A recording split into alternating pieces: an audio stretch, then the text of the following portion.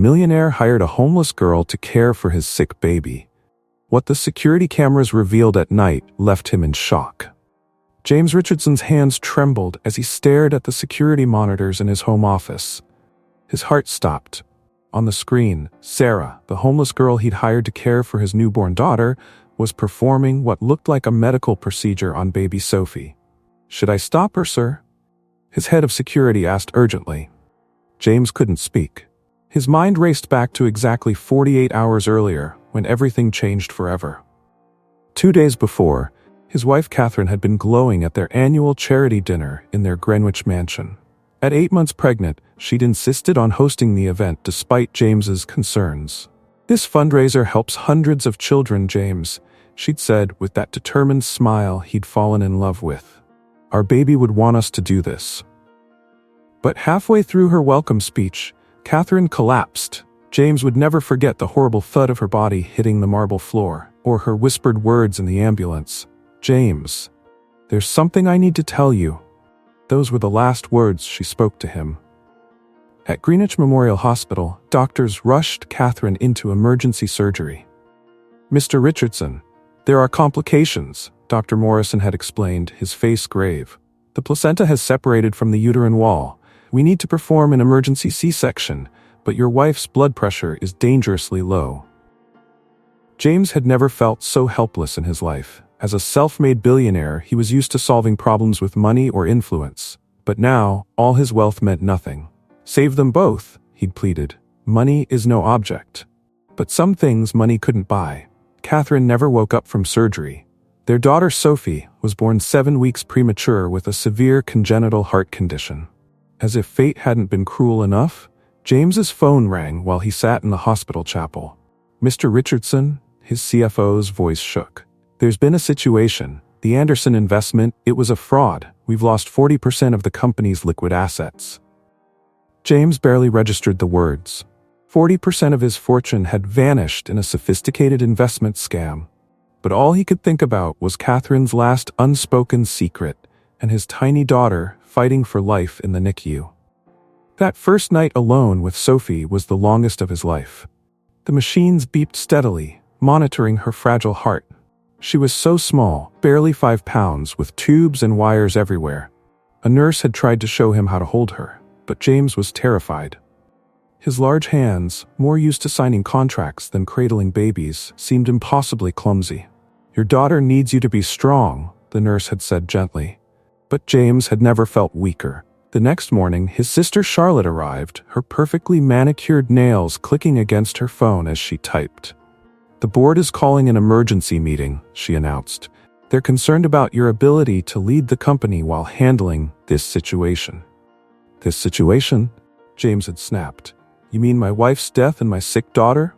Charlotte's expression softened slightly. "James, be realistic. You need to focus on saving the company. Also, we can hire the best nannies for Sophie." And they did. Over the next 2 days, James hired the most highly recommended baby nurses in New England. Each one came with impeccable credentials. Each one quit within hours. "The baby requires round-the-clock medical attention," the last one had explained as she packed her designer bag at 3 a.m. "This is beyond my expertise. I'm sorry." Now staring at the security monitors, James watched Sarah's hands move with surprising confidence over his daughter's tiny body. The homeless girl he'd hired out of desperation was either saving his daughter's life or... "Sir?" the security chief pressed. "Should we intervene?" James leaned closer to the screen, his heart pounding. Everything in his life now depended on whether he'd made the biggest mistake of his life, or somehow, through all this tragedy, found an angel in disguise. 2 weeks after Catherine's death, James sat in his office at Richardson Towers, staring at yet another resignation letter. 5 professional nannies had quit, each one more qualified than the last. The latest was Maria Stevens, a former head nurse from Boston Children's Hospital. "I'm sorry, Mr. Richardson," she'd written, "but Sophie's condition requires medical expertise beyond my capabilities." James rubbed his temples, remembering last night's incident. He'd returned home late to find Maria running down the mansion's driveway at 3 a.m., her nursing bag half open, leaving Sophie crying in her crib during a breathing episode. The board meeting scheduled for 9 a.m. felt like a firing squad waiting to happen. His secretary's voice crackled over the intercom. "They're ready for you, Mr. Richardson." 8 stern faces greeted him in the conference room. Thomas Weber, the lead director, spoke first. "James, we've been patient, but the company needs your full attention right now. That investment fraud cost us nearly half our liquid assets." "I'm handling it," James said firmly. "Are you?" Charlotte interrupted from her seat. "You've hired and lost 5 nannies in 2 weeks. The media is starting to notice. Our stock dropped 12% this morning." Weber leaned forward. "We're giving you an ultimatum. Either find a stable solution for your personal situation within the next 30 days or step down as CEO." James left the meeting in a daze. He drove to Greenwich Memorial Hospital for Sophie's daily checkup, his mind racing. How had his life fallen apart so completely in just 2 weeks? In the pediatric wing, he heard a baby crying, not Sophie this time. Following the sound, he found a young woman in scrubs calming a distressed infant. Her technique was impressive, professional. "Doctor," James called out, "could I have a moment?" The woman turned, and James noticed she wasn't wearing a hospital ID badge. Her clothes, though clean, were worn. "Oh, I'm not," she started, but another cry interrupted her. It was Sophie, being wheeled in for her checkup. Without hesitation, the woman assessed Sophie's breathing pattern. "Her oxygen saturation is dropping," she said, adjusting Sophie's position with expert hands. The baby calmed immediately. "Are you a pediatric specialist?" James asked, hope rising. The woman hesitated. "I was a nursing student specialized in neonatal care," she didn't elaborate. Dr. Phillips, Sophie's cardiologist, entered the room. His eyes narrowed at the woman. "Miss Mitchell, this area is for medical personnel only." "She just helped my daughter," James interjected. "Sarah Mitchell is not hospital staff," Dr. Phillips said coldly. "She should not be handling patients." James watched Sarah's face flush with embarrassment. She turned to leave. "Wait," he called. "Where can I find you, to thank you properly?" Sarah's eyes darted to Dr. Phillips, then back to James. I stay at St. Michael's Church next door." "Stay? You mean?" "Yes, Mr. Richardson, I sleep in the church." Later that evening, James watched Sarah through the hospital window. She was reading stories to sick children, her face animated despite her obvious exhaustion. He'd had her background checked immediately. Sarah Mitchell, top of her class at nursing school until a year ago when she suddenly dropped out. No criminal record. Multiple recommendations from professors praising her exceptional skills with infants. His phone buzzed. Charlotte's message read, "Found another nanny. Harvard-educated, 20 years experience. Starts tomorrow." James looked back at Sarah, who was now gently rocking a fussy baby to sleep. He thought of the 5 highly qualified nannies who'd quit, their impressive resumes meaningless in the face of Sophie's critical needs. Sometimes the best answers come from the most unexpected places. But could he really trust his sick daughter to a homeless woman? The board would think he'd lost his mind. Through the window, Sarah began singing softly to the baby in her arms. The infant's monitors, which had been beeping erratically, steadied their rhythm. James made his decision. He'd hit rock bottom anyway. Maybe that was exactly where he needed to look for help. Before approaching Sarah, James needed to know more. He called Robert Kane, his head of security. "I need a background check on Sarah Mitchell. Everything you can find." The next morning, Kane delivered a thick folder to James's office. "Sir, her story is interesting," Kane said. "Until last year, she was top of her class at Columbia University's nursing program specializing in neonatal care. Perfect grades, multiple awards, then everything changed." James opened the folder, finding a newspaper clipping from 18 months ago. The headline read, "Respected pediatrician Dr. William Mitchell closes free clinic." Her father, Kane explained, he ran a clinic in the Bronx for 20 years, treating kids who couldn't afford medical care. Very respected in the community. The next article made James's stomach turn. Local doctor dies after investment scandal. Someone convinced Dr. Mitchell to invest his clinic's endowment in a guaranteed investment fund, Kane continued. Lost everything. The clinic closed. He had a heart attack 2 days later. James felt a chill. The timing matched the Anderson investment that had cost his company millions. The scammer, James asked, did they catch him? No, but here's where it gets interesting. The FBI believes it's the same person behind several investment frauds, including the Anderson scheme. James finished. Kane nodded. Sarah dropped out of Columbia to care for her dying father. The medical bills wiped out their savings. She lost their house, her scholarship, everything. James studied a photo from Sarah's graduation ceremony. She stood proudly beside her father, both wearing white coats. What happened next? She tried to expose the scammer, gathered evidence, tracked money trails, but without resources or connections, she hit dead ends. Been living in churches and shelters since then, volunteering at hospitals despite her situation. James's desk phone buzzed. Dr. Phillips from Greenwich Memorial is here to see you. Dr. Phillips entered, his expression severe. Mr. Richardson, I heard you're investigating Sarah Mitchell. I strongly advise against involving her with your daughter. Why? She's unstable, homeless, and her father was a respected doctor who helped thousands of children, James interrupted. Until his negligence ruined lives, Phillips snapped. That last year he was making mistakes, dangerous ones. James noticed something in Phillips's tone. You knew him? I was chief resident when he was my attending physician. His charitable approach to medicine was reckless. Now his daughter's following the same path, practicing medicine without a license. She's not practicing medicine. She's helping sick babies while living in a church, James countered. Mr. Richardson, you're vulnerable right now. Don't let emotion cloud your judgment. Your daughter needs professional care, not some homeless girl with a sob story. After Phillips left, James made another call. Kane, dig deeper into Dr. Mitchell's last year. Something about Phillips's story doesn't add up. That evening, James watched Sarah through the hospital's security cameras. She was organizing medical supplies, carefully labeling everything. A nurse handed her a mop. Apparently, she cleaned floors to earn her keep. His phone buzzed with a text from Charlotte. Are you insane?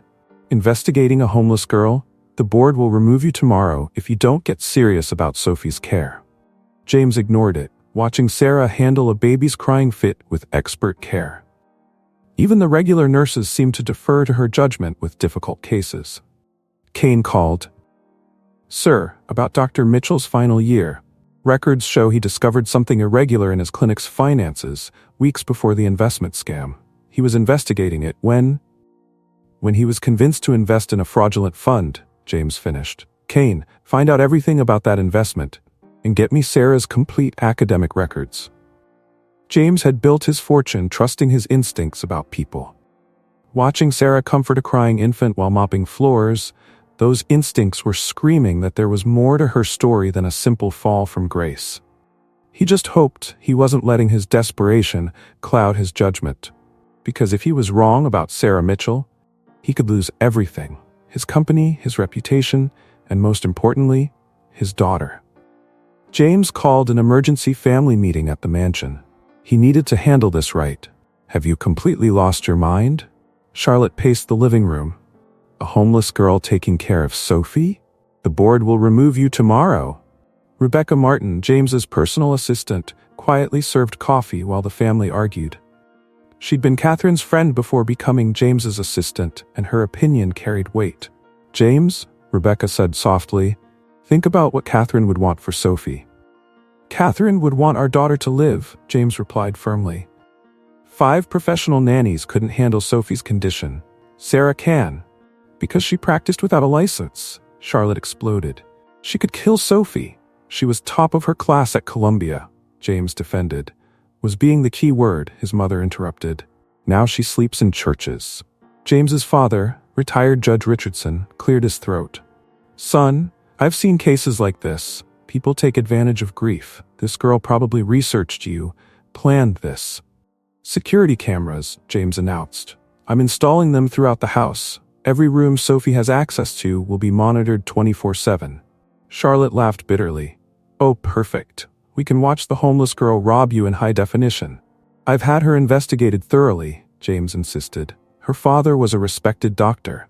Who died in disgrace? Charlotte shot back. Rebecca touched James's arm gently. Maybe we should wait. I can reach out to more agencies. Sophie doesn't have time, James said. The last nanny left her alone during a breathing crisis. Then let's hire a full-time nurse, his mother suggested. We tried. They won't take the case. Sophie needs round-the-clock specialized care. Then send her to a facility, Charlotte said. The room fell silent. James turned to his sister, voice cold. Never suggest that again. Kane, the security chief, entered. Sir, the surveillance system is ready, and Miss Mitchell is here. Sarah stood in the foyer, holding a small backpack. She wore clean but worn clothes, her hair neatly tied back. Her eyes darted nervously between the family members. Miss Mitchell, James stepped forward. Thank you for coming. Charlotte blocked his path. This is ridiculous. I'm calling our lawyers. It's your choice, Sarah spoke quietly. I understand your concerns. I can leave. No, James said firmly. Please follow me. He led Sarah to Sophie's nursery, equipped like a hospital room. Sarah immediately noticed issues with the medical equipment arrangement. The oxygen monitor should be closer, she said. And these medications need precise temperature control. Rebecca appeared with papers. The employment contract, Mr. Richardson. And this, Kane added, is the surveillance disclosure agreement. You understand you'll be monitored at all times? Sarah nodded, signing both documents without hesitation. I would do the same in your position. James watched her examine Sophie's medical charts with professional focus. When can you start? Now, Sarah replied, already adjusting Sophie's breathing equipment. Her oxygen levels are slightly low. Charlotte stormed in. This is your last chance, James. End this madness. But James watched as Sarah expertly soothed Sophie, who had started fussing. His daughter immediately calmed under her touch. The cameras are active, sir, Kane reported. Every angle covered. Rebecca lingered in the doorway, her expression unreadable. I'll help Miss Mitchell settle in. After everyone left, James stood in his office watching the security feeds. Sarah was organizing Sophie's medications with practiced efficiency, while his family huddled in the living room, likely plotting his removal from the company. He just staked everything, his reputation, his company, his daughter's life, on a homeless girl. Either he'd just made the best decision of his life, or he'd lose everything. On the security screen, Sarah began singing softly to Sophie, checking vital signs with one hand while cradling her with the other. For the first time since Catherine's death, his daughter looked peaceful. James touched the screen. Please, he whispered, let this be right. That first night, James couldn't stop watching the security feeds. Sarah moved through Sophie's nursery with quiet efficiency, checking vital signs and adjusting equipment. At midnight, when Sophie started fussing, Sarah didn't just give her the prescribed medication. She sat in the rocking chair, holding the baby while monitoring her breathing. Her technique is impressive, Kane noted, watching the monitors. See how she's positioning Sophie to optimize airflow? At 2 a.m., while Sophie slept, Sarah studied the baby's medical charts, taking detailed notes. She cross-referenced information on her phone, researching treatment options. By morning, James had dozens of clips showing Sarah's dedication. She sanitized every surface, organized medications, and documented every change in Sophie's condition. During a brief crying spell, she sang, "You Are My Sunshine," the same song Catherine used to sing. Charlotte barged into his office at 9 a.m. The board meeting's in an hour. Please tell me you fired her. James showed her the footage. Watch. So she can fake being competent for cameras, Charlotte scoffed. The security feed suddenly showed Dr. Phillips arriving for Sophie's morning checkup. His face darkened seeing Sarah. What are you doing here? He demanded. Mr. Richardson hired me to care for Sophie, Sarah replied calmly, handling Sophie's breathing treatment. This is highly inappropriate. Mr. Richardson? He turned to the camera, knowing James would watch later. This girl is not qualified. Suddenly, Sophie's breathing monitor alarmed. Her oxygen levels plummeted. Sarah acted instantly, adjusting Sophie's position and oxygen flow. Dr. Phillips reached for the emergency medication, but Sarah stopped him. That's the wrong dose for her weight, she said firmly. The correct dosage is marked on her chart. Dr. Phillips checked the chart, face flushing. She was right. Sophie's vitals stabilized. Dr. Phillips left without another word. She just corrected a doctor, James pointed out. She got lucky, Charlotte insisted. That afternoon, Rebecca brought lunch to James's office. The board's concerned about the media coverage. She showed him a tabloid headline, "Grieving Billionaire Hires Homeless Nanny." Look at this instead. James pulled up the night footage.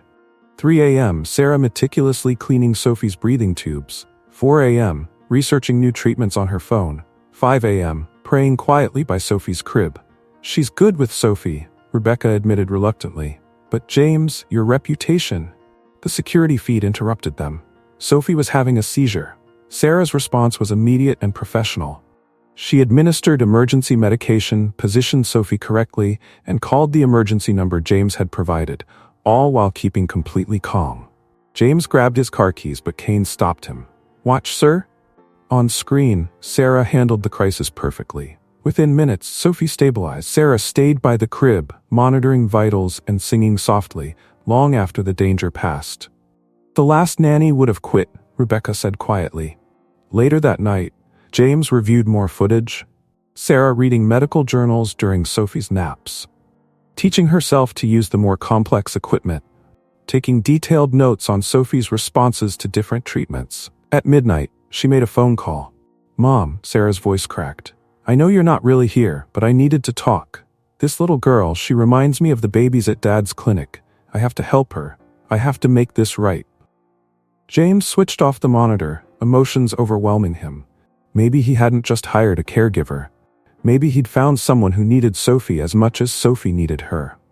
His phone buzzed. "Charlotte, emergency board meeting tomorrow. Topic, your fitness to lead. Last chance to fix this."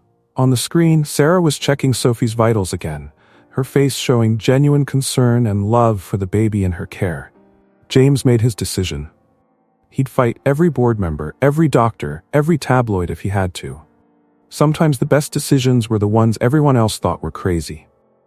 1 week into Sarah's employment, James noticed her spending hours researching a specific piece of medical equipment, a specialized heart monitor that could detect early warning signs of cardiac distress in infants. Sophie's current monitor misses the subtle changes, Sarah explained during her daily report. This new model could alert us before a crisis starts. James immediately offered to buy it, but Sarah's face fell. "Insurance won't cover it. It's experimental. The cost." "Money isn't an issue," James insisted. "It's $180,000, Sarah said quietly. James reached for his checkbook, but Kane interrupted with urgent news about the company's liquidity crisis. The fraud had hit harder than expected. Even James's personal accounts were frozen pending investigation. That night, the security cameras caught Sarah making a phone call. "Yes, I still have my mother's pearls," she said. "How much can you offer? I need $180,000.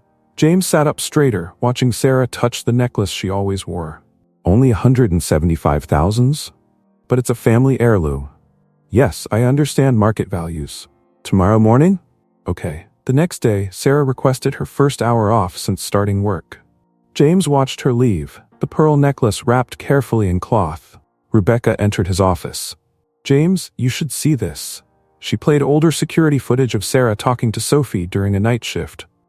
"These were Mom's pearls," Sarah told the baby, showing her the necklace. Her last words were, "Help others like your father did." She'd want this. She'd want you to have a chance. Before James could process this, another figure appeared on the security feed. A well-dressed man entered the mansion's foyer, asking for Sarah. "Michael?" Sarah's voice shook with recognition. "Hello, beautiful," the man smiled. "Long time no see." James accessed Sarah's background file. Michael Bennett, her ex-fiancé, heir to a pharmaceutical fortune. They'd broken up when Sarah left Colombia to care for her dying father. "What are you doing here?" Sarah asked. "I heard about your situation." Michael gestured at the modest uniform Sarah wore. "I have a proposal. Come work for my father's hospital, chief of pediatric nursing. Your own department, full benefits, starting at $200,000 a year." Sarah's eyes widened. "Just leave this arrangement," Michael continued. "It's beneath you. Come back to the real world." The security feed showed Sarah glancing toward Sophie's nursery. "Think about it," Michael pressed. "You can help hundreds of children instead of just one. Isn't that what your father would want?" Rebecca turned to James. "We should consider this a blessing, an elegant solution." But James kept watching. Sarah touched her bare neck where the pearl necklace used to be. "No," she told Michael firmly. "Sophie needs me." "Be reasonable," Michael argued. "You're living in a guest room, working 24/7. For how long? Until she doesn't need you? Then what?" "Then I'll know I gave everything to save one life," Sarah replied. like my father would have done. After Michael left, James watched Sarah return to Sophie, who was starting to fuss. Despite having been up all night, she smiled genuinely at the baby. Kane entered with a report. Sir, she sold the necklace. The specialized monitor arrives tomorrow. James stood up. Cancel the order. Return her necklace. Sir, Kane hesitated. She insisted the sale be non-refundable. On screen, Sarah was singing to Sophie, her bare neck a reminder of her sacrifice. Rebecca sighed. James, you need to end this before you get too emotionally invested. It's unprofessional. But James wasn't listening. He was watching Sarah check Sophie's vitals with the same dedication she'd shown on day one, despite having just given up her last connection to her mother. His phone buzzed. Dr. Phillips, concerning development with Sophie's case, need to meet urgently. James looked at Sarah on the screen, now reading a medical journal, while Sophie slept nearby. The board wanted him to fire her. His assistant thought she was a liability. His family called him crazy. But Sarah had just sacrificed her most precious possession for his daughter without a second thought. Sometimes, James realized, the most professional thing to do was to trust your heart. Charlotte sat in her private investigator's office, reviewing his findings on Sarah Mitchell. Dig deeper into her father's last case, she insisted. Dr. Phillips said there was malpractice. Actually, the investigator pulled out a file. Dr. Phillips wasn't telling the whole truth. A month before the investment scandal, Dr. Mitchell discovered financial irregularities at his clinic. He was investigating them when what? When someone convinced him to invest in a fraudulent scheme, the same pattern as your brother's company. At the mansion, Sarah was unaware of the investigation. The security cameras showed her rushing to the bathroom between Sophie's feedings, trying to hide a concerning cough. James noticed. He reviewed previous footage, seeing a pattern. Sarah was having breathing problems of her own, but hiding them. His phone rang. A blocked number. Mr. Richardson, this is Linda Carter from Child Protective Services. We've received a complaint about Sophie's care arrangements. James froze. What complaint?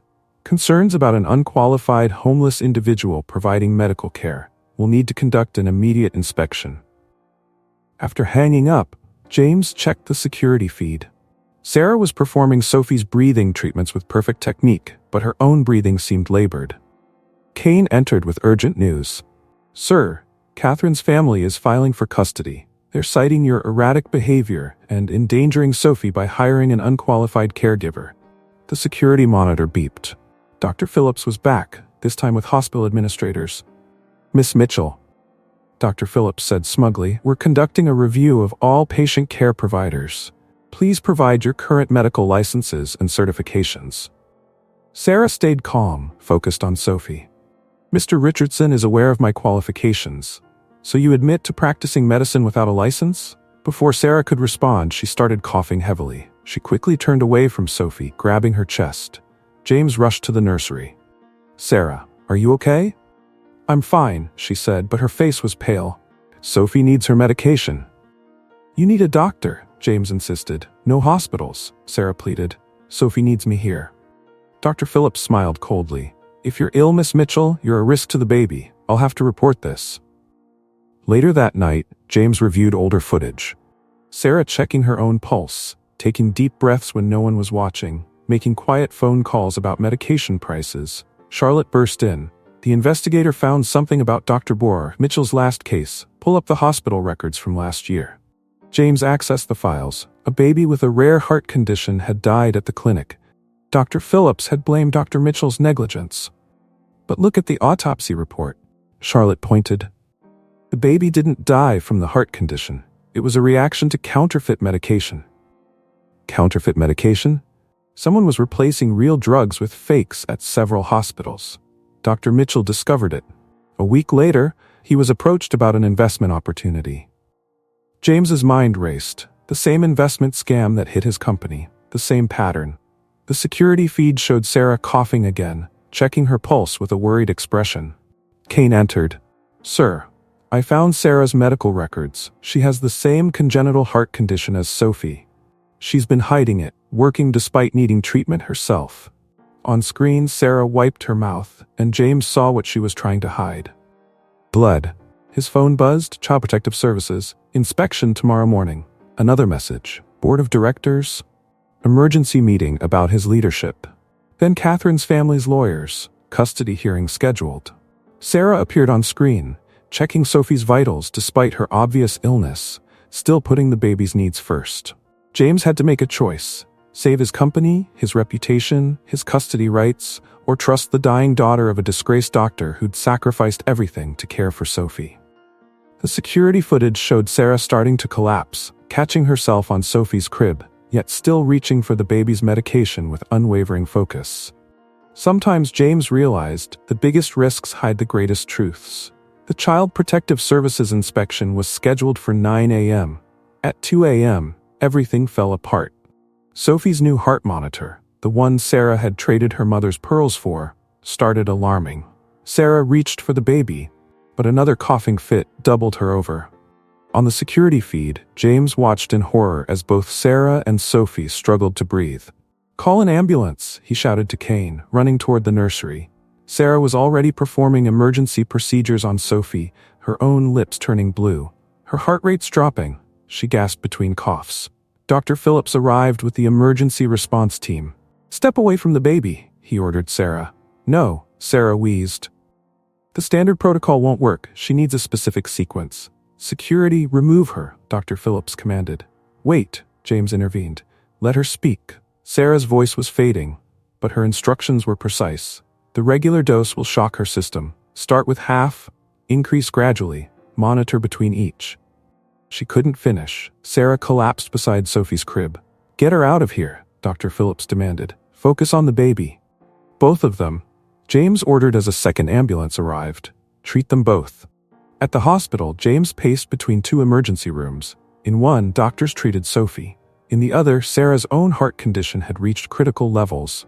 Charlotte arrived, face pale. "The board is meeting right now. The news is everywhere. Billionaire's sick nanny endangers baby." "Sarah saved her," James said. "The doctors confirmed it. Her modified protocol prevented a massive cardiac event." "But at what cost?" Charlotte handed him her phone. "Catherine's family filed an emergency custody petition. The hearing is tomorrow." Rebecca appeared with more news.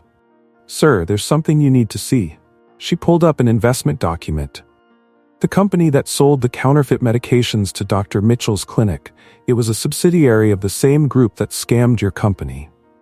"And Dr. Phillips?" James asked. "He was on their payroll as a consultant last year." The emergency room door opened. Sophie was stable, thanks to Sarah's quick thinking. "But Sarah, her heart condition is severe," the doctor explained. "She needs immediate surgery." "Without it, schedule it," James said. "Sir," the doctor hesitated, "she has no insurance, no funds." "I'll cover it." Charlotte grabbed his arm. "James, think. The custody hearing is in 6 hours. If you spend company funds on her treatment now—" "She sold her mother's necklace for Sophie," James said quietly. "And now you've lost your company, maybe your daughter too. Was it worth it?" A nurse interrupted them. Sarah was awake, asking for James. She lay in the hospital bed, oxygen mask on her face, looking tiny and vulnerable. "Sophie," she whispered. "Stable. Thanks to you." Sarah tried to remove her oxygen mask. "The CPS inspection, I need to." "No," James said firmly. "You need surgery." "Can't," Sarah wheezed. "No money, no insurance. Sophie needs." "I'm paying for it." Tears filled Sarah's eyes. "Why?" James pulled out his phone, showing her the security footage from the nursery. "Because even when you were dying, you put my daughter first." "James," Charlotte appeared at the door. "The custody hearing starts in 5 hours. The board votes in 3. Dr. Phillips is testifying against you at both." Sarah grabbed James's hand. "Don't lose Sophie, because of me." "Mr. Richardson?" A nurse entered. "We found something in Miss Mitchell's blood work. The same genetic marker for the heart condition Sophie has. The same condition that killed." "That killed Catherine," James finished. Suddenly everything clicked. Catherine's last, unfinished words. The connection between the investment scams, Dr. Phillips's involvement. Sarah's monitor started beeping. Her heart was failing. "Surgery now," the doctor ordered. James stood there, torn between staying with Sarah and fighting for his daughter. The truth could save his company, his reputation, his custody rights. But Sarah might not survive without him advocating for her care. Sometimes the hardest choices show us who we really are. James had 3 hours before the board meeting, 4 before the custody hearing, and Sarah was being rushed into emergency surgery. "You need to be at that board meeting," Charlotte insisted. "Let me handle something first." James pulled out his phone and called Kane. "Get me everything on Dr. Phillips's connection to those pharmaceutical companies, and find Catherine's personal laptop." While Sarah was in surgery, James sat by Sophie's hospital bed, reviewing years of data on his phone. Financial records, medical reports, and Catherine's digital diary painted a disturbing picture. "Sir," Kane called. "Found Catherine's laptop. There's a video file dated the day before she died." James opened it. Catherine's face filled the screen. "James, if you're watching this, something went wrong," she began. "I've discovered something terrible at the hospital. Dr. Phillips is involved in a counterfeit drug scheme. He threatened me when I confronted him. Said he'd make it look like a prescription error killed me if I talked." James's hands shook. "I'm sending proof to the FBI tomorrow," Catherine continued. "But if something happens to me, you need to know. Our baby has my heart condition. Dr. Phillips knows. He's planning to use experimental drugs on her. Don't trust him with our daughter." The video ended. James checked the timestamp. Catherine died before she could send the evidence. Charlotte burst in. "The board meeting starts in an hour." "Get the hospital board here too," James ordered, "and call the FBI." In the operating room, Sarah's surgery hit complications. Her heart couldn't handle the anesthesia. "Mr. Richardson," a nurse called. "Miss Mitchell left something for you." She handed him a sealed envelope, said to open it if something went wrong. Inside was a detailed report of everything Sarah had discovered while working at various hospitals, a complete map of the counterfeit drug operation, including Dr. Phillips's role. The board meeting began in the hospital conference room. Dr. Phillips sat smugly with Catherine's family's lawyers. "Mr. Richardson," the board chairman started, "your recent behavior." James held up his hand. "Before we start, I have some security footage to show you." He played clips of Sarah's care for Sophie, her medical expertise, her sacrifice of the pearl necklace. Then he played Catherine's video. Dr. Phillips stood up. "This is ridiculous. I'm leaving." "Sit down," ordered an FBI agent entering the room. "We have some questions about certain pharmaceutical investments." The hospital board chairman looked stunned. "Dr. Phillips, is this true? Check his offshore accounts," James said. "The same ones that funded the investment scheme that hit my company. The same scheme that destroyed Dr. Mitchell's clinic after he discovered the counterfeit drugs." A nurse rushed in. "Sir," Miss Mitchell's heart stopped. James ran to the operating room window. The surgical team was performing CPR on Sarah. She knew, James realized. She took the job because she recognized Dr. Phillips from her father's case. She was gathering evidence while protecting Sophie. The FBI agents were leading Dr. Phillips away in handcuffs when Sarah's heart monitor suddenly showed a rhythm. "She's back," the surgeon announced. Charlotte touched James's shoulder. The board saw everything. They're calling an emergency vote to remove Dr. Phillips's allies from the company. Catherine's family's lawyer approached. "We're withdrawing the custody petition, and we'd like to help fund Dr. Mitchell's clinic rebuilding project." James barely heard them. He was watching Sarah's vital signs stabilize while Sophie slept peacefully in the next room. Rebecca appeared with more news. "Sir, the medical board wants to reinstate Sarah's scholarship, and the new heart monitor she bought for Sophie? The company wants to donate 1,000 units to children's hospitals in her name." The security footage from the mansion was still playing in the conference room. It showed Sarah, sick and exhausted, singing to Sophie at 3 a.m., protecting her from the very danger Catherine had discovered. Sometimes the truth arrives in unexpected ways, through unexpected people, at exactly the right moment. 3 days after Dr. Phillips's arrest, Sarah woke up in the hospital's cardiac unit. James sat beside her bed, holding Sophie. "How long was I out?" Sarah asked weakly. 3 days. Sophie missed you?" Sarah tried to sit up. "The evidence, Dr. Phillips, is in federal custody," James assured her, "along with everyone involved in the counterfeit drug scheme. The FBI found everything: the fake medications, the offshore accounts, the connection to my company's fraud." "Catherine knew," Sarah said quietly. "I found her research hidden in Sophie's medical files." "Why didn't you tell me you were investigating?" I couldn't risk Sophie's safety. If Dr. Phillips suspected I knew. A nurse entered with news. The hospital board had voted unanimously to restore Dr. Mitchell's medical license posthumously. They'd also cleared him of all negligence charges. Your father was a hero, James said, like his daughter. Sarah wiped her tears. I just wanted to finish what he started. James handed her an envelope. The Catherine Richardson Foundation. I'm establishing it with the recovered fraud money. We'll rebuild your father's clinic, fund research on genetic heart conditions, and provide care for children who can't afford it. Sarah stared at the papers. This is millions of dollars, and I want you to run it. Me? But I never finished school. James pulled out another envelope. Full scholarship to complete your degree, plus a grant for advanced medical research. Sarah shook her head. I can't leave Sophie. You won't have to. The foundation will be based at Greenwich Memorial. Sophie will get the best care while you finish your studies. Charlotte appeared at the door, looking uncomfortable. The pearl necklace, she said, holding out a familiar velvet box. We tracked it down. The board insisted on buying it back for you. Sarah's hands shook as she opened the box. I don't deserve this. You deserve more, James said. Which brings me to my next proposal. He handed Sophie to Charlotte and took Sarah's hand. The foundation needs 2 directors, one with medical expertise, one with business experience. Catherine wanted Sophie to have both parents. Sarah's heart monitor started beeping faster. I'm not asking because of Sophie or the foundation or guilt, James continued. I'm asking because you showed me what real love looks like. Through those security cameras, I watched you sacrifice everything for my daughter. I watched you fight for truth and justice while battling your own illness. I watched you become the answer to Catherine's prayers. Rebecca entered with papers from the board. She smiled, seeing James holding Sarah's hand. The foundation announcement goes public tomorrow, Rebecca said. People magazine wants to do a cover story. Homeless hero saves billionaire's baby, exposes medical fraud.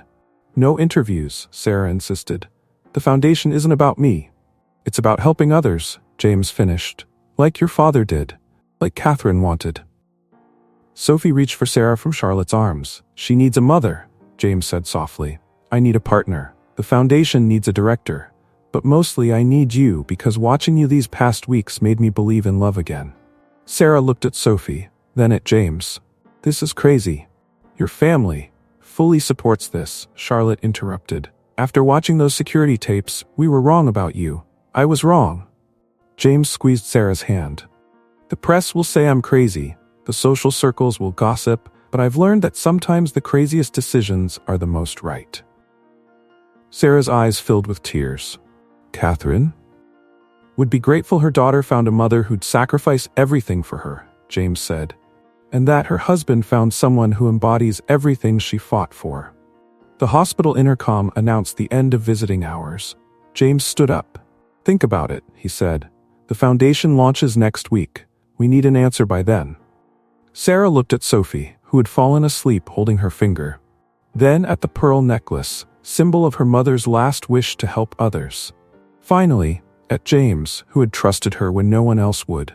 Sometimes life's greatest gifts come disguised as its biggest challenges. 6 months later, Sarah stood at her graduation from Columbia Medical School. The dean had arranged a special ceremony to accommodate her delayed completion. Sarah Mitchell, the dean announced, graduating summa cum laude in pediatric nursing, with special recognition for her role in exposing the counterfeit medication scandal. From the audience, James watched proudly, holding Sophie. At 9 months old, his daughter was thriving under the new treatment protocol Sarah had helped develop. Charlotte sat beside them, now fully supportive after spending months working with Sarah on the foundation. Hard to believe she was sleeping in a church a year ago. She whispered. After receiving her diploma, Sarah started her speech as class representative. My father taught me that true wealth isn't in bank accounts. It's in the lives we touch. She paused, seeing Michael, her ex-fiancé, slip into the back of the auditorium. When I lost everything, Sarah continued, I learned that sometimes our greatest setbacks lead us to our true purpose. The audience included dozens of families from her father's old clinic, all benefiting from the new foundation's programs. Today, The Catherine Richardson Foundation serves over 500 children with heart conditions. Every one of them receives the care they need, regardless of their ability to pay. James touched the small box in his pocket. The proposal he'd planned at the hospital hadn't felt right. Too emotional, too rushed. But now, Sarah finished her speech to standing applause. As she left the stage, Michael approached her. "Impressive work," he said. "Father's hospital board wants to discuss a partnership with your foundation." "Our foundation," James corrected, joining them. Sophie reached for Sarah immediately. Michael noticed the way Sarah's face lit up holding Sophie. "You've changed," he said quietly. "Life has a way of showing us who we really are," Sarah replied. After Michael left, the families from the clinic surrounded Sarah, sharing stories of how the foundation had helped them. James waited until the crowd thinned. "There's something I need to ask you." "Now?" Sarah was still holding Sophie. "Now. Because watching you up there, I realized something. You didn't just save Sophie's life. You didn't just expose a criminal conspiracy. You showed me what real integrity looks like." He knelt down, pulling out the box. "Wait," Charlotte interrupted, holding up her phone. "The security cameras in the mansion? They're still recording." Sarah laughed. "Those cameras changed my life. They showed us the truth," James agreed. "About love, about courage, about what really matters." He opened the box, revealing not a diamond ring, but a familiar pearl necklace. "Your mother's last wish was for you to help others," he said. "Catherine's last wish was for Sophie to be loved and protected. Will you help me fulfill both their wishes? Will you be Sophie's mother and my wife?" Sarah looked at the pearls, then at Sophie, who chose that moment to say her first word, "Mama." The audience erupted in applause. Charlotte wiped tears, already planning the wedding. The clinic families beamed, witnessing their guardian angel's happiness. The dean stepped forward. "Dr. Sarah Mitchell Richardson has a nice ring to it." "Yes," Sarah whispered as James placed the pearls around her neck. "To everything, yes." Later that evening in the mansion's security room, James and Sarah watched footage from the past year. Their first meeting, Sarah's care of Sophie, the night she saved both their lives. "Should we take down the cameras?" James asked. Sarah touched the pearl necklace. "Keep them. Keep them." As a reminder that sometimes the most beautiful truths come from just watching love in action. Charlotte entered with wedding magazines and foundation reports. "The new pediatric wing opens next month. We've already got a waiting list of families needing help."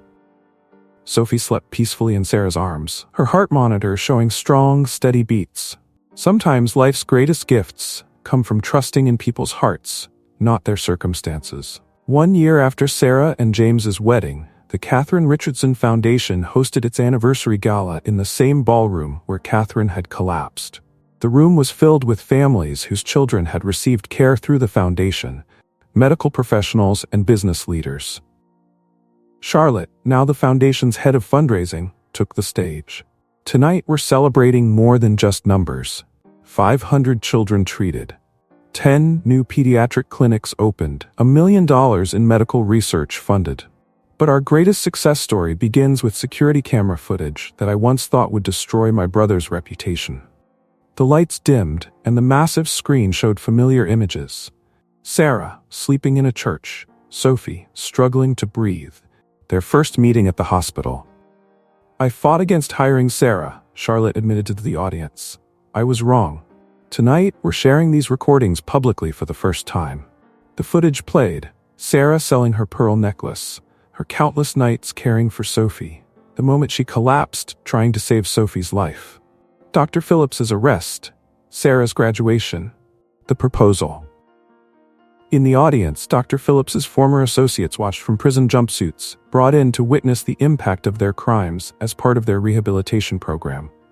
"The counterfeit drug scheme these men participated in cost lives," James said, taking the stage, "including nearly my wife and daughter. But tonight isn't about punishment, it's about redemption." Sarah joined him carrying Sophie, now a healthy, active toddler. "The foundation isn't just treating children," she announced. "We're also funding oversight programs to prevent future medication fraud. Every child deserves safe, effective treatment, regardless of their family's financial situation." The screen showed new footage. Sarah, in her role as medical director, training staff at the newly reopened Mitchell Free Clinic. James working with pharmaceutical companies to ensure medication safety. Sophie taking her first steps in the hospital ward, where she now visited other sick children. But tonight's biggest announcement isn't about numbers, Sarah continued. It's about family. The screen switched to live security camera feeds from the Foundation's clinics across the country. In each one, children were receiving treatment, parents crying tears of relief, medical staff providing care without concern for payment. My father's clinic helped hundreds of children before fraud destroyed it, Sarah said. Today, we're helping thousands, and we're just getting started. Charlotte returned to the stage with breaking news. The FBI's investigation, sparked by Sarah's evidence, has uncovered similar schemes in 12 other states. The Katherine Richardson Foundation will be overseeing the establishment of oversight programs nationwide. In the back of the room, Michael stood with his hospital board. We'd like to announce a full partnership with the Foundation, he said. Every private hospital in our network will implement your protocols and accept Foundation patients. James squeezed Sarah's hand, remembering how close he'd come to losing everything. A year ago, I thought hiring a homeless girl was the biggest risk I'd ever taken. Instead, it was the best decision of my life. Sophie, now steady on her feet, walked to the podium. Mama, she said clearly into the microphone, reaching for Sarah. The audience erupted in applause. Among them sat the former nannies who'd quit, the board members who'd opposed James, and the social workers who'd questioned his judgment. Security cameras don't lie, Charlotte concluded. They showed us a woman who gave everything to save one child, and ended up saving thousands. They showed us that true character isn't found in circumstances, but in choices. After the presentation, Sarah found a young medical student struggling to pay for books. Without hesitation, she removed her pearl necklace. Take it, Sarah said. Help others, like my mother wanted, like your future patients need. James watched on the security feed as Sarah paid forward the same kindness that had changed her life. Should we finally take down the cameras? He asked later that night. Sarah smiled, watching Sophie sleep peacefully on the monitors. Keep them up. As a reminder that sometimes the best way to see the truth is to simply watch love in action. The Foundation's success had made headlines nationwide. Homeless hero to healthcare hero, the Sarah Mitchell story. But Sarah kept the focus on the children, just as her father had done. The security footage from that first night still played occasionally on the Foundation's promotional videos. A desperate father, a sick baby, and a homeless girl who turned out to be an angel in disguise. You know what Catherine's last words were going to be? James said quietly, watching their daughter sleep. The investigators found her complete diary. She wrote that she'd found evidence of the drug scheme and was worried about our baby inheriting her heart condition. Her last entry said, I pray someone with both medical knowledge and a pure heart will watch over my daughter. Sarah touched the spot where her pearl necklace had been, now given to help another begin their journey. Sometimes prayers are answered in unexpected ways. Through the security cameras, they watched Sophie's steady breathing, her heart monitor showing strong, regular beats. In other rooms, they saw Foundation staff preparing for tomorrow's clinics, new families arriving for treatment, and hope spreading like ripples in a pond. The American dream wasn't just about personal success, Sarah had learned. It was about lifting others as you climbed. It was about turning tragedy into triumph. And most of all, about keeping your heart open to love, no matter how it arrived. The security cameras kept running, recording not just history, but hope. Sometimes the best stories are the ones that remind us that angels can appear in any circumstance, that love can overcome any obstacle, and that the purest hearts often come with the humblest beginnings. In the end, it wasn't just a story about a homeless girl who saved a baby. It was about how truth, revealed through the unblinking eye of a camera, could change not just one life, but countless lives. It was about how the biggest risks often lead to the greatest rewards. And most of all, it was about how love, in its purest form, can transform everything it touches. Sophie slept peacefully in her crib, her heart beating strong and steady, while her parents watched over her, living proof that sometimes the most precious gifts come wrapped in the most unexpected packages. The cameras kept recording, bearing witness to a truth that would inspire generations, that hope never dies, that love never fails, and that sometimes the greatest heroes come from the most unlikely places. The cameras kept recording, bearing witness to a truth that would inspire generations, that hope never dies, that love never fails, and that sometimes the greatest heroes come from the most unlikely places. As the gala continued, Sarah noticed Dr. Phillips's former associates being particularly affected by the security footage playing on the screens. One of them, a former pharmaceutical executive, asked to speak. "What we did was unforgivable," he said, his voice shaking. "Watching these tapes, seeing the children we could have harmed. I'd like to pledge my entire seized assets to the foundation." Other former conspirators followed suit. Their combined assets would fund 3 new clinics in underserved areas. Charlotte took the stage again. "Tonight has shown us something remarkable. The same cameras that caught criminal behavior are now inspiring redemption." James watched as more hospital administrators approached, pledging partnerships with the foundation. The movement was spreading beyond anything they'd imagined. "There's someone else you should meet," Sarah said, gesturing to the back of the room. A young nurse stepped forward, holding her own pearl necklace. It was the medical student Sarah had helped earlier that year. "Miss Mitchell, Mrs. Richardson, gave me these pearls when I couldn't afford my medical books," she explained. "Today, I'm the head nurse at our newest clinic. And tomorrow, I'll give these pearls to another student in need." The security cameras captured it all. The tears, the pledges, the moment when hope became a tangible force in the room. On the screens above, footage continued playing, not just of Sarah's journey, but of hundreds of children now thriving because of her example. Sophie, fighting sleep in her mother's arms, pointed at the screens. "Look, Mama, angels everywhere." The cameras showed clips from foundation clinics across the country, doctors teaching new medical students, former patients returning as volunteers, families finding hope in their darkest hours. Sarah held her daughter close, remembering her own nights of desperation in St. Michael's Church. "Your grandmother Catherine prayed for an angel to watch over you," she told Sophie. Instead, she started a chain reaction of angels watching over thousands of children. The security team that had witnessed everything from the beginning ran a special montage, Sarah's first night caring for Sophie, spliced with current footage of her training new caregivers. The homeless girl who'd once hidden her coughing fits now led a medical empire of compassion. "Keep the cameras rolling," James announced to his security team. "Not just for security now, but for inspiration. Let them record what happens when love overcomes fear, when hope defeats despair, when one person's compassion sparks a revolution of kindness." As the gala ended, the screens showed live feeds from every foundation facility. Babies getting stronger, families finding hope, new medical students learning to care with both their minds and hearts. The American dream hadn't just lifted Sarah from homelessness to success, it had expanded through her to lift countless others. The security cameras that once captured her desperate nights now recorded thousands of stories of healing and hope. Through their unblinking gaze, these cameras had become more than passive observers. They were now active participants in a continuing miracle, capturing daily proof that angels could appear in any form, that heroes could rise from any circumstance, and that love, when given freely, multiplied beyond measure. The last images of the night showed Sarah, James, and Sophie watching the monitors together, surrounded by the extended family of caregivers, patients, and supporters they'd built.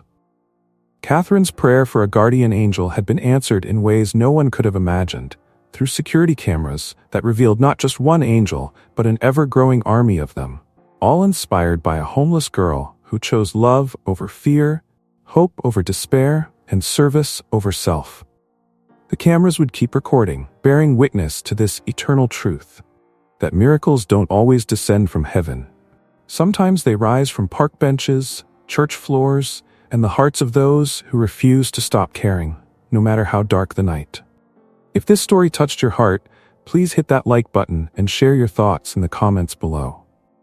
What would you have done in James's position? Has someone's unexpected kindness ever changed your life? Subscribe to our channel for more inspiring stories that remind us that angels walk among us every day, sometimes in the most unexpected disguises. Remember, the greatest miracles often come wrapped in life's biggest challenges, and the purest hearts are found in the most humble places.